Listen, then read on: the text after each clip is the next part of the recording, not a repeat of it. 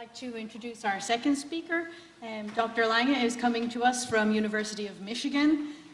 He received his MD, PhD at the University of Chicago, so he's Midwest all the way. It's pretty cool.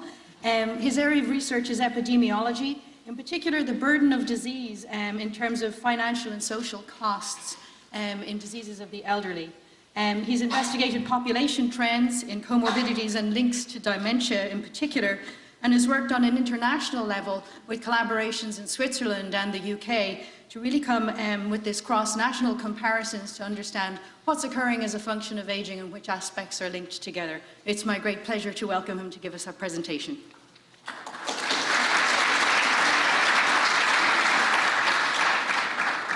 Great. Thank you, Ross. And got Luigi's nice picture there. Let's see. Well, thank you, and like Luigi, I'd just really like to thank Sanjay and the other meeting organizers for inviting me. I knew, as Luigi did, that if it's happening here at Wisconsin and Alzheimer's disease, it's going to be a great meeting, so I'm honored to be here with, with this lineup. I hope you'll forgive me. I did realize this is the maize and blue of the Michigan Wolverines. No provocation meant there, so sometimes I'll switch the colors for other Big Ten presentations, but I didn't do that here, so hopefully that'll be okay. I have no conflicts of interest to report. So what I'd like to do this morning is actually kind of go back from the mitochondria where Luigi was, much higher, about 30,000 feet up, and look at some of the epidemiologic issues around dementia and Alzheimer's disease. Some interesting work, we think, going around the world, both here in the United States and other countries, as Roz mentioned. So I'll just talk a little bit about some background on dementia and Alzheimer's disease, think about some of the population trends that have been happening over the last 20 years in the United States, other high-income countries, and low- and middle-income countries, too. Tell you a little bit about the study we've been doing here in the United States called the Health and Retirement Study, looking at trends in dementia prevalence, and then some conclusions and future questions. And again, questions at the end of the session would be great, too. So quickly, just to remind us all what we're talking about, these are the NIA Alzheimer's Association criteria to diagnose dementia. And this is probably not new to many people here, but I always find it's good just to focus back on exactly what the definitions are. So dementia defined as impairment in at least two of these cognitive domains, memory being quite common, most common in Alzheimer's disease, reasoning, visuospatial abilities, etc. And then importantly, the impairments have become severe enough that they now interfere with the ability to function at work or at usual activities. So someone is now cognitively impaired enough that they need help to get through the day, basically. And again, many of you who work in this area know that's a fuzzy border that isn't easy to pick out either in the clinic or in populations either. Much of the work that you'll hear about later in this session about biomarkers and trying to the development of biomarkers to sort of more specifically pinpoint who has Alzheimer's disease when it starts has been a big focus of research here. Actually, Ron Peterson's group, Ron, who you'll hear next, has been a leader in trying to understand, again, picking out biomarkers, amyloid, tau, neurodegeneration that would allow us to better pinpoint who has the disease, what's the trajectory of the disease. But for now, again, we're going with these clinical criteria here. Causes of dementia, again, not new to most folks in the room, I'm sure. Alzheimer's disease, again, amyloid, tau, neurodegeneration related to those protein buildups, thought to cause about 60 to 70% of cases, vascular dementia, 20 to 30% of cases, and then the other less common causes of dementia there. But again, over the last 20 years, I think it's one of the very interesting realizations or new information is that there's this close link between the Alzheimer's disease process, the Alzheimer's cascade, and vascular disease or hypoperfusion of the brain, ischemia of the brain, and that there's a really tight link between cerebrovascular disease, cardiovascular risk factors, and Alzheimer's disease specifically, but dementia more generally. So this overlap of Alzheimer's and vascular pathology, important to keep in mind as we're talking about the trends that I'll get to in a bit. Just to sort of dig a little deeper into that overlap and interaction, again, there's lots of clues around this. There's evolution has even given us a bit of a clue. The fact that the brain is just 2% of our body mass, but gets 20% of blood flow, uses about 20% of the body's oxygen, sort of a hint that blood flow and therefore the interruption of blood flow to the brain likely extremely important in its function and impaired function. Again, risk factors over the last 20 years become much clearer that things like hypertension, diabetes, cholesterol, obesity, physical inactivity all seem to increase, especially in midlife, I should say, all seem to increase the risk for Alzheimer's disease and dementia later in life. Again, lots of research in this area. A paper last week in JAMA by Rebecca Gottsman and colleagues at Johns Hopkins found that the more cardiovascular risk factors in midlife, the greater amount of amyloid in the brain in later life in the ARIC study. And again, Ron's group just published a paper yesterday, I think, that showed similar kinds of relationships and complex relationships between midlife vascular risk factors, amyloid deposition, neurodegeneration in later life. So again, important to understand this interaction. And then just clinically, again, for a given level of Alzheimer's pathology in the brain, the more cerebrovascular lesions, the greater the amount of vascular damage to the brain, the greater the likelihood of clinical dementia. So someone, again, who meets the criteria that we talked about. Why is dementia important? Dr. Golden mentioned this a little bit economically, and from a financial standpoint, we think dementia has a huge impact here in the United States and around the world.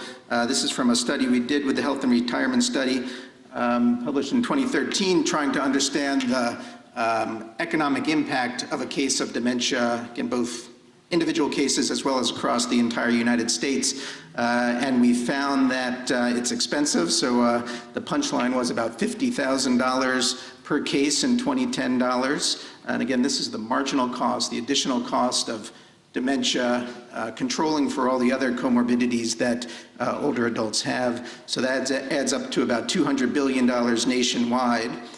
And again, Dr. Golden mentioned this important issue of, you can see the biggest piece of the pie is just the amount of time that families have to spend providing care, just because the nature of the long course of Alzheimer's disease, the disability that it causes, most of the care and the economic impact is actually related to just the time that families spend. And then nursing homes, long-term care and institutions also a huge piece of the pie. So this is a condition, again, not surprising to all of you who work in this area, that very much had huge impacts on families, whether people can work, how it affects the lives of people going forward. And this, again, just to again repeat what Dr. Golden said about these the demographic trends, important to note, and why we think dementia is will be increasingly important in the years ahead. There's about, we're about here, 500 million people 65 plus in the world right now. That's expected to just shoot up incredibly over the next 35 years or so to about 1.5 billion because of the age structure in countries around the world. And then interestingly, we're at this really amazing inflection point that for the first time in human history, the number of older people in the world is actually going to be greater than the number of kids who are 5 and under. Again, this is all driven by the demographics and fertility rates around the world.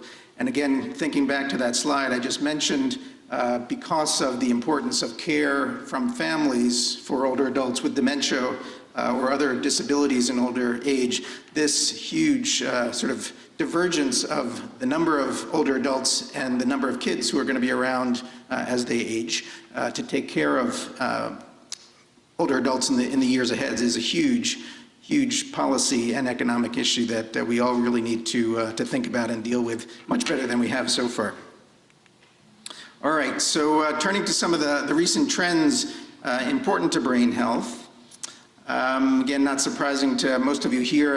As you know, there's been a huge increase in many high-income countries, also lower and middle-income countries starting to catch up in increasing prevalence of obesity, diabetes, and hypertension over the last 25 years. Again, all thought to likely increase the risk of Alzheimer's disease and dementia later in life. But at the same time, there's been a much more widespread and intensive treatment of all of those things, diabetes, hypertension, and high cholesterol. So again, even though prevalence of hypertension, for instance, has increased, the average blood pressure around the world has actually declined over the last 20 or 30 years or so by about a millimeter of mercury per decade in a huge meta-analysis that was published recently. So again, even though there are more people with the condition, we seem to be treating it more aggressively, and that seems to be having some important outcomes, beneficial outcomes. Here's an example of that. So this is from a study in 2014 looking just at the population with diabetes and the main, as they say, macrovascular complications of diabetes, so the complications related to big blood vessels or atherosclerosis in big blood vessels. And you can see these amazing sort of changes and trends over the last, well, between 1990 or so and 2010. About a 75% relative decline in heart attacks, big decline in stroke, amputations, renal disease also. This is certainly not all just related to changes in treatment. There's other things going on like declines in smoking and other behavioral issues going on too. But I think, again, what this figure makes me think about is just, it hints that the vascular environment within people's bodies, again, this is specifically for folks with diabetes, but again, by extension, we could think about the vascular environment of the brain and the impact of vascular risk factors on the brain over the last 20 years or so. Another hugely important trend we think as it relates to risk for dementia and Alzheimer's disease is huge increases in the level of education across the world. This is a graph that just shows the number of, or the fraction of young adults, 30 to 34-year-olds with a college education. This is in lower income countries here, higher income countries here. So you can see there's just been a huge increase across both higher and lower income countries. The lower income countries still obviously a lower level of average education, or the fraction with college education, but huge increases in the amount of time that people are spending in the school around the world. The other end of the education spectrum, literacy rates similarly have increased significantly in countries around the world, sort of with the same upward trajectory. Why is that important? So again, focusing on the United States, older adults are now reaching older age, having had significantly more formal schooling earlier in life. Again, in the US, about half of 65 and older folks in 1990 had finished high school. That was up to 80% by 2010. Similar trend in those who finished college.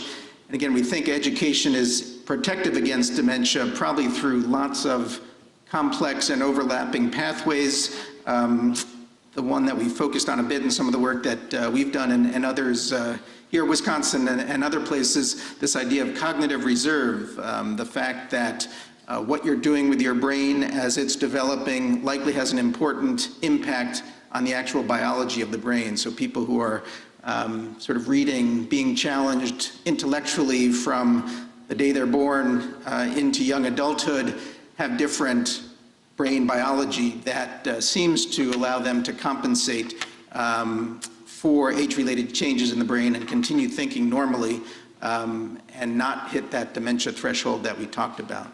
But again, this is an extremely complex, there are likely lots of complex pathways, not just the biological sort of cognitive reserve idea, but people with more education usually have different health behaviors, they're less likely to smoke, they have different occupations that occupy their brains in different ways throughout their working years that also are likely important. They do different kinds of leisure activities.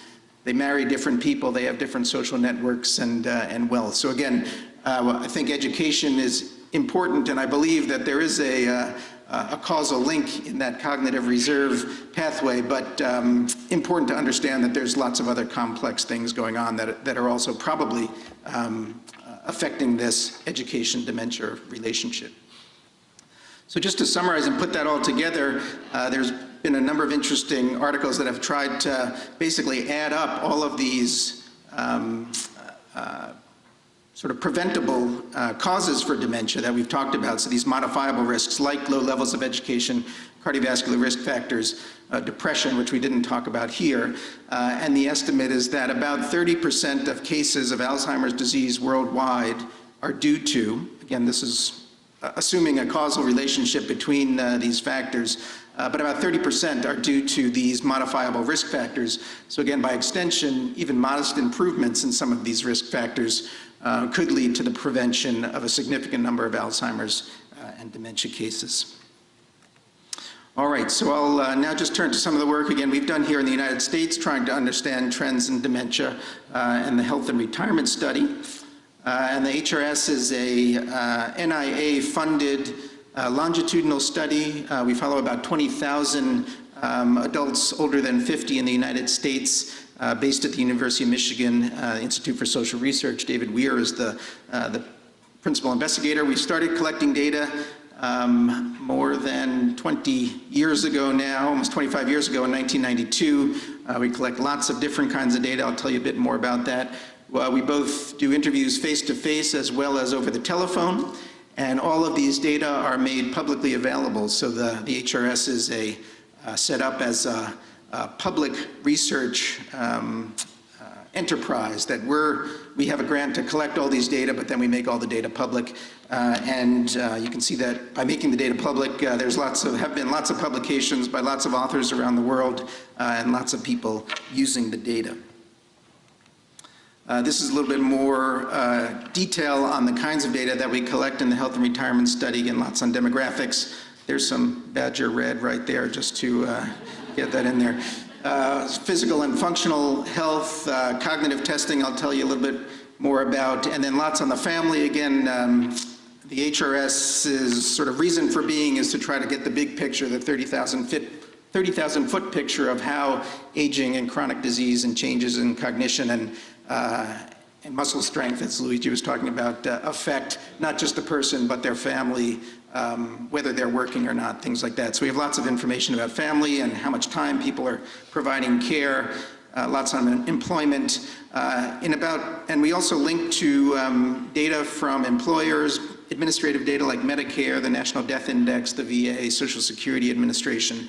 Starting in 2006, we became much more biological, starting to collect a dry blood spot, to collect some biomarkers.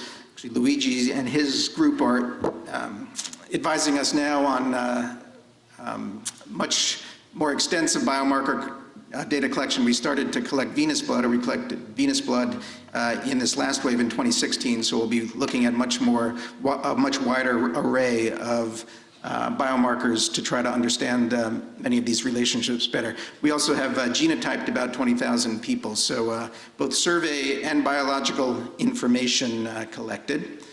Specifically in tracking brain function, we use the modified telephone interview for cognitive status, which is kind of the telephone version of the mini mental state, where we check orientation, memory, and things like that. We also have these other cognitive tests that are performed each wave every 2 years in the HRS, and then also questions for proxies. As all of you who work in this area know, that if you really want to understand how many people have dementia, for instance, you can't just use self-report, because as people get more demented, they can't be in your study. So important to have proxy information about the people that can participate. And then to define dementia in the HRS, we use cut points that are calibrated to a dementia sub-study that we performed in the early 2000s called the Aging, Demographics, and Memory Study, where we went to the homes of about 850 of the HRS respondents and did a 4-hour sort of like a clinical neuropsychological assessment, neurological assessment, gathered information on neuroimaging that they had already had and then presented that information to a consensus panel who made a quote-unquote gold standard diagnosis of whether someone had dementia or MCI or was normal. And we used that information, that sort of very detailed information, to try to then calibrate the less significant information that we have in the core study, the cognitive information and functional information, to try to allocate people to whether they have dementia, MCI, or are normal. And using this, the much more limited set of information, we get about a 78% concordance with that gold standard dementia diagnosis. So for this specific study, again, where we were trying to understand trends in dementia in the United States between 2000 and 2012, what we did was we stratified the 65-plus population in the 2000 wave of the health retirement study, and then in the 2012 wave, and used the same again, cognitive classifications that I just mentioned. So basically looking at the population in 2000 and in 2012, how many of them had met this dementia criteria and how many didn't. Then in order to try to understand changes in the population between 2000 and 2012, we did some regression analyses, adding things like cardiovascular risk factors, education, and other potentially explanatory variables that might account for some of this change over time. Just to show you some of the sample characteristics, again, there were about 10,500 people in each wave. The 2000 and the 2012 wave, they were about 75. The average age was about 75. Actually, in 2012, there was a larger proportion of people that were in the oldest old category, the 85-plus category. Important to note here, this huge increase in educational attainment and almost 1 full year of average education across this population of 10,000 people, from about 12 up to almost 13 years. Also an increase in net worth. Here's the cardiovascular risk factors and disease. Not a big change in stroke over this 12-year period, but a large increase in diabetes, some increase in heart disease, again, hypertension, and obesity that we all mentioned before. And then this was the big picture result, was that we did find a significant decline in the proportion of the 65-plus population in the United States that had dementia. So from about 11.6% in 2000 down to about 8.8%, the red here in, this is the 2012 prevalence. And that decline was across the entire age spectrum. It wasn't really focused in any particular part of the distribution. You can see here's the 65 to 74-year-old group, 75 to 84, and 85 plus. And we did see a significant decline in dementia prevalence in each of those age strata. It's a bit hard to see. These are the regression results that I mentioned. And just to focus in on this variable up here at the top, or the coefficient at the top, is the odds ratio for the change in prevalence between the two time periods. So the odds ratio being less than 1 is saying that there was a significant decline in the prevalence of dementia in 2012 versus 2000. And then again, we added age and gender here, age and sex here, and then some of the socioeconomic variables that we talked about. Education, again, you can see the very clear relationship between higher levels of education and the lower risk of dementia here. And you can also note that when we control for education and net worth, it explains about 9 percentage points of this decline in dementia prevalence across the 2 years. And then again, the cardiovascular risks we added, and obesity explains a bit more.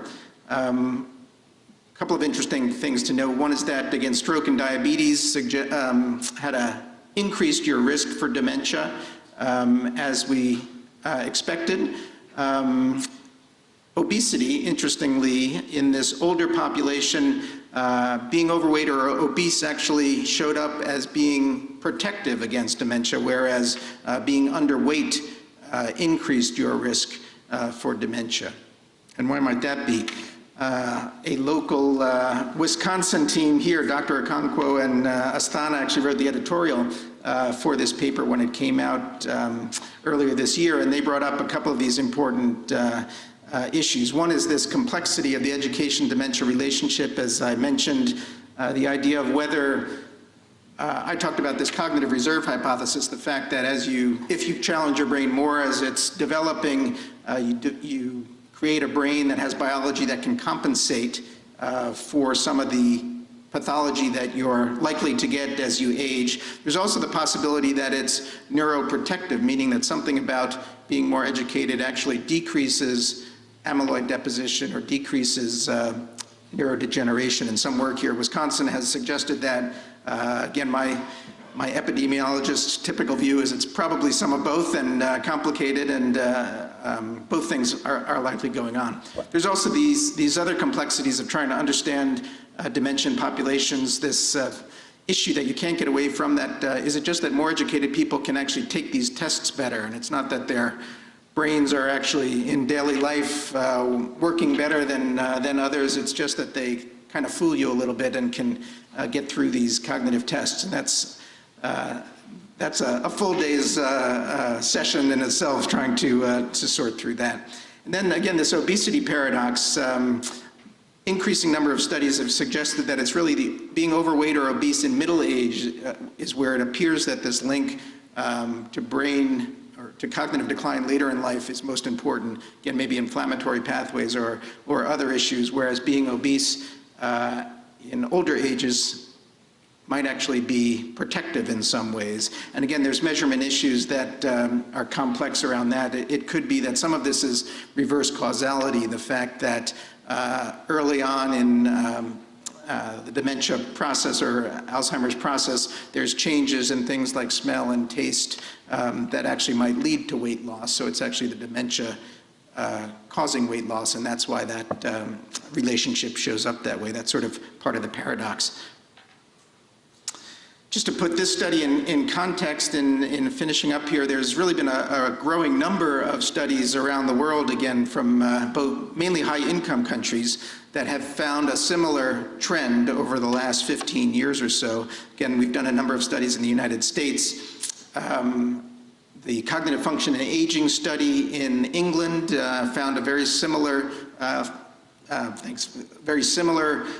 decline in the English population between 1990 and 2010. And Ron Peterson's group with their Mayo Clinic study of aging has found some declines in dementia prevalence in more recent years also. Rotterdam, you can see the other ones here from around the world. The Framingham study in Massachusetts also found a significant decline in dementia incidence in their study published last year also. Again, this is a complex